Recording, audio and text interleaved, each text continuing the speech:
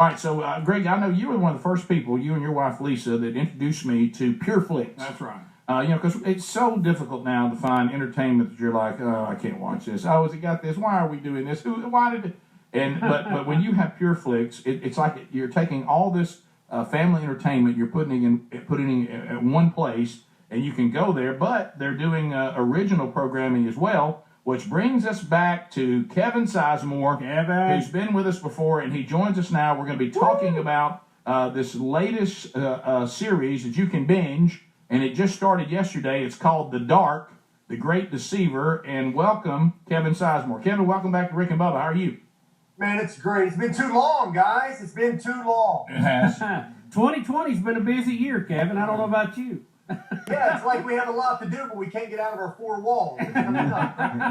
Look, I'm thankful having a son who is an actor. I just want to applaud you for finding work. No kidding. Hey, and by the way, tell Blake I said hi. I haven't talked to him probably about 6 months myself. And before we go any further, man, I heard the Casper ad earlier. I got a Casper bed. So how good is that? Aren't those things so cool? And the way that it keeps you cool while you're sleeping is it's really, you try to figure out how it does it, but then you just accept it. Yeah, just let it go.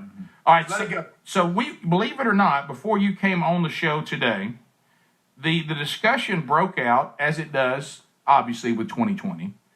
We just found out today the president has tested positive to COVID-19. And then everybody gets to talking about all the different things going on. But the end times, it's coming up on the show probably right now more than ever. We don't know the day. We do not know the hour. But Jesus says there's some things that you can be looking for. You do know the season. Just like a woman doesn't know the day that the baby's going to be born, but she can start getting the birth pains, meaning it's near. Now, we're not saying that we know the day or the time, nor is this series, The Dark, The Great Deceiver. But tell the audience the timing on this is really something. It is about the seventh year of the tribulation, right? Yeah, it pretty much takes place the seventh year, like you said. Christianity's it's really been wiped off the face of the earth, except for a small group of people that are held up in a church. I play Pastor Braxton, and I pretty much have everything going for me. I have a wonderful wife. I have a great child. I have a wonderful congregation. And then in an instant, my wife passes away. My congregation's gone, and I no longer have a son. And we're stuck into this church, trying to figure out what the world is like now. It's kind of like The Walking Dead without the zombies. Imagine the world it's just desolate and it's just scary. But for some reason, the dark, whatever this thing is, the dark, is it a person? Is it a thing? It hasn't found us in this little church yet. But I do get a glimmer of hope and realize that there's something out there that is very, very personal to me. And that changes my tune to where, even though I've lost hope in everything and my congregation's looking for me to lead, I really don't have the power anymore to do it because I've just been stripped away from everything. But I get this epiphany, and then I realize that, we got to go do this. And we actually go out into the dark to try to find what it is that is giving me hope again.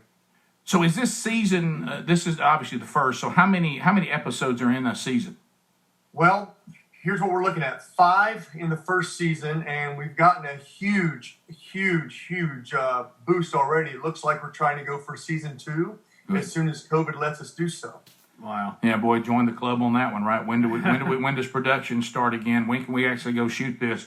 But it's cool that it's done well enough that they're already saying they want to do a second season. So the concept here, because we wondered about this before, when you read Scripture, you do see that there will be people that will fall away, or there will be people that before. And people talk about. We've already talked about today about pre-trib, mid-trib, post-trib, rapture, no rapture, and you go to Scripture and you get some indication, and people can. So sometimes people will. Anytime you can take Scripture and support 2 or more points of view, you realize, well, God just hasn't given us enough detail. But there are things in Scripture that we can see that seem to say certain things. And one of them is that there will be people that will become, and it's not the way you want to do it, redeemed during the tribulation. Does this take on the concept that this is a pastor that was in a church where cultural Christians who might have had a delusion about their faith? Or is it taking it on that the writers of this believe the church actually goes through the tribulation? Can you explain that? Yeah, well, the writer and director is Chip Rossetti, and he's out of Kentucky. This project, by the way, was produced by a company out of Chicago called Questar, who think for them we were able to get this off the ground. We don't deal with the rapture at all, Okay. but the congregation itself, they were going through, imagine a normal day. Your normal day, you're going to church and everything's great, and all of a sudden you wake up and it's a few years later. You've forgotten everything.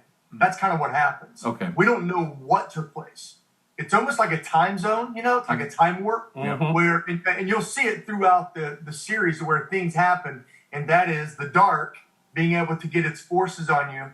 And even though the dark hasn't come to our church to get us, he's come to the church to get someone that we find out later, because he's trying to get to me. That's the whole point. Mm. So we go into this time warp. So we don't know what's happened. And, I talked to someone yesterday they said, well, how do you prepare for something like this? I go, how would you prepare for it? I mean, I don't know how in the world you would prepare for the end times. You don't know when it's coming. But, Chip said something really interesting. He said, you better have your house in order when it does come. That's right. That's important. Well, and Jesus speaks to that directly. He tells parable after parable about don't be caught looking when this happens. Be about his business, because you want to be doing his business whenever that day may come. Yeah, you're right. And I'm telling you, man, we have a great cast. We had a great crew. We shot it down in Kentucky, and hopefully we'll get a season 2 out of this sucker, because it's interesting. I'll tell you what's great about it is you see a lot of family films. I don't like to call them faith films. I like family films. Right. But sometimes they do fall into the faith category, as we all know. And this one is gritty. I mean, it's really down and dirty, and it just gets down to the roots of what's happening. And you see what a real circumstance is. It's not fabricated. It's not laced with tons of biblical dialogue, but there are talks of Jesus, and there are some biblical talks, but it's not laced so much to where it pulls you away from the story. This is real life. This is what happens to these 6-7 people, and you get to follow them one by one. Yeah, and no sugarcoating it. I mean, it's gonna sounds good, and it can be very fearful, but at the same time, sometimes that can be used in a positive way.